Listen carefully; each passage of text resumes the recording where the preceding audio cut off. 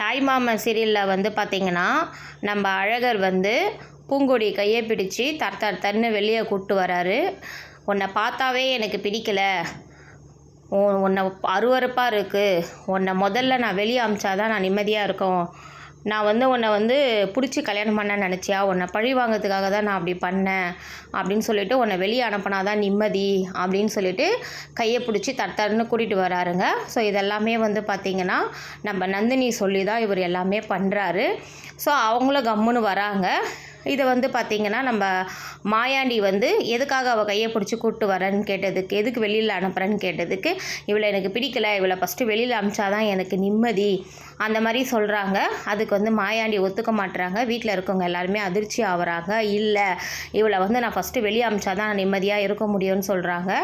அதுக்கு வந்து பார்த்திங்கன்னா ஒரு சில பேர் வந்து பார்த்திங்கன்னா ஆமாம் கரெக்டு தான், வெளியில் அனுப்பிச்சாதான் கரெக்டாக இருக்கும். ஒரு சில பேர் வந்து அதிர்ச்சி ஆகுறாங்க. அவங்க தங்கச்சி எல்லாருமே அதிர்ச்சி ஆகுறாங்க. அவங்க அழகருடைய நந்தினியோடைய அம்மா அழகர் அண்டு நந்தினி இவங்க வந்து பார்த்திங்கன்னா இவள் வெளியே போனால் சந்தோஷமாக இருக்கும்னு இவங்க 3 பேர் நினைக்கிறாங்க.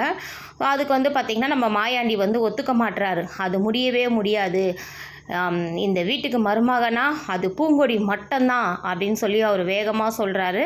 அதுக்கு வந்து பார்த்திங்கன்னா அப்பாவுக்கும் பிள்ளைக்கும் சண்டை வருது. சண்டை வந்துட்டு இல்லை முடியாது, நான் வெளியே அனுப்பிதான் அவள், முடியவே முடியாது, இங்கே இருக்கவங்க எல்லாருக்குமே சொல்லிக்கிறேன், இவளை யாருன்னா வீட்டை விட்டு பூங்கொடியை வீட்டை விட்டு நான் அனுப்பணும்னு நினச்சிங்க அவ்வளோதான் அவங்க எல்லாருக்குமே, நீ இந்த மாதிரி நீ வெளியே அனுப்புனா நான் வந்து பார்த்திங்கன்னா உன்னை மகனாகவே ஏற்றுக்க மாட்டேன் அப்படின்னு சொல்லிட்டு 2 பேருக்கும் மாயாண்டி வந்து அழகருடைய சட்டையை பிடிச்சி உழுக்கிறாரு.